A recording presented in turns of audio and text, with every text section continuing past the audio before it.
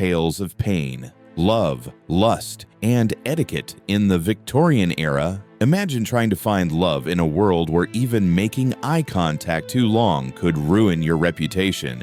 A society where you could dance with someone, but not speak to them. Where a single gift, like a ribbon or a book of poetry, could seal your fate. Welcome to the Victorian Era, a time when romance was bound not by passion, but by rules. Some quaint, some absurd, and some downright painful. Today, on Tales of Pain, we're diving into the strange, strict, and sometimes ridiculous world of Victorian dating etiquette. So sit back and let's step into the parlor, where love is as much about propriety as it is about the heart. The meaning of making love. Now, before we even start, we need to clear something up. When Victorians talked about making love, they weren't talking about what you think.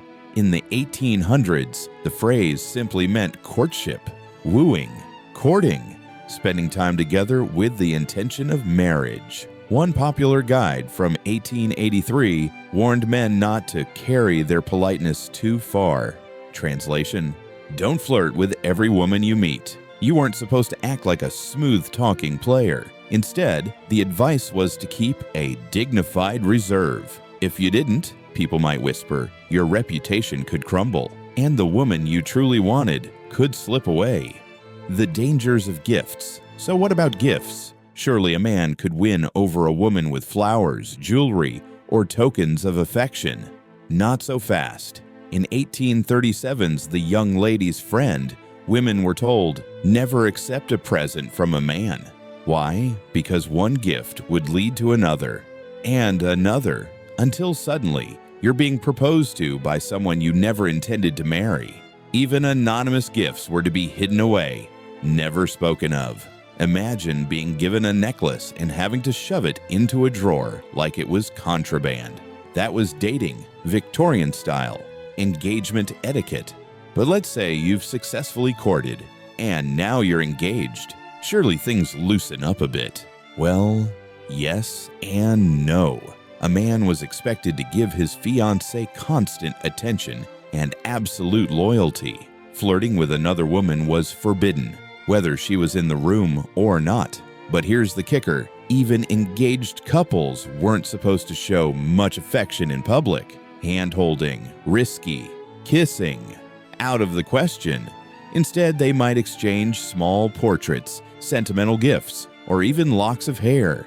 That's right. In the Victorian age, hair was the new love letter. Romantic, maybe. Creepy, definitely. Calling rules and married women. Now here's where things get tricky. Victorian etiquette guides were very clear. Women were never supposed to call on men romantically. A lady knocking on a bachelor's door was the height of scandal. Men, however, had more freedom.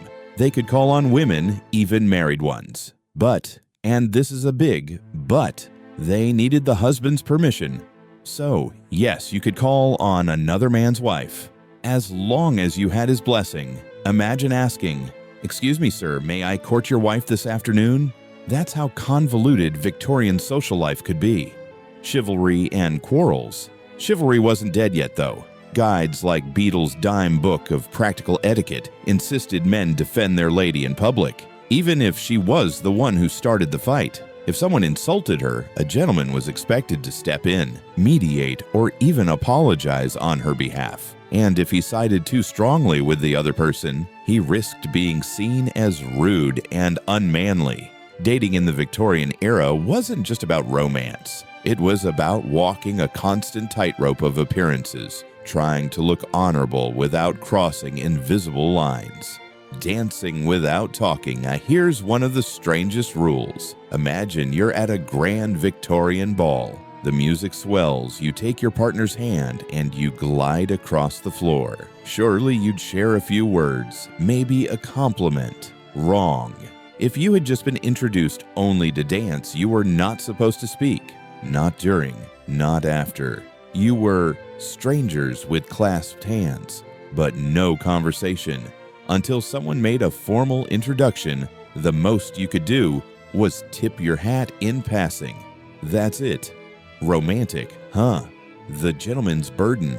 For men, being a gentleman meant constant displays of respect. Guides told them to always carry a woman's bag, assist her on and off trains, and walk on the outside of the sidewalk to shield her from mud, horses, and carriages.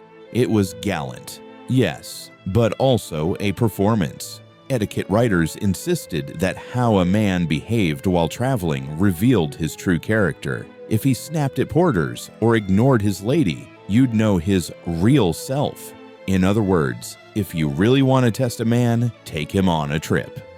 Misleading intentions. Victorians were obsessed with clarity. A man was warned never to let a woman believe he loved her if he didn't. Why? Because rumors spread fast.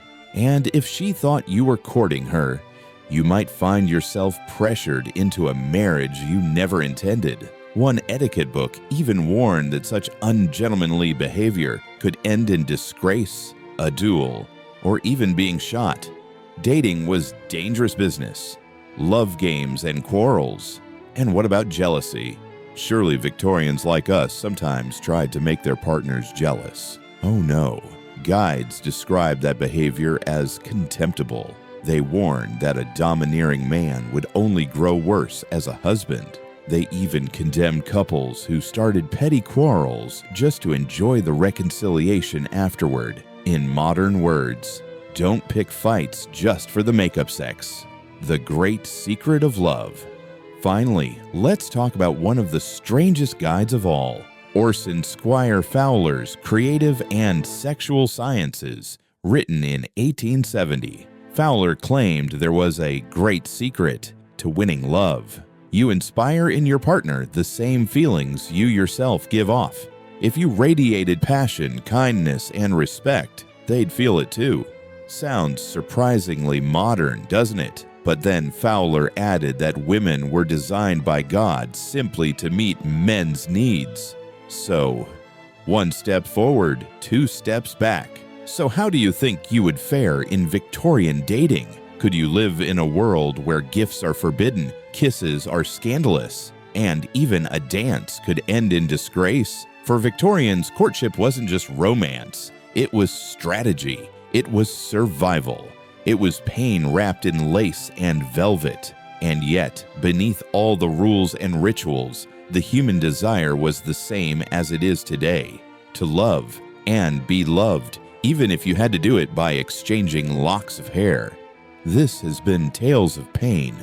If you enjoyed this dive into the bizarre world of Victorian romance, make sure to subscribe for more stories where history meets heartbreak. Until next time, mind your manners.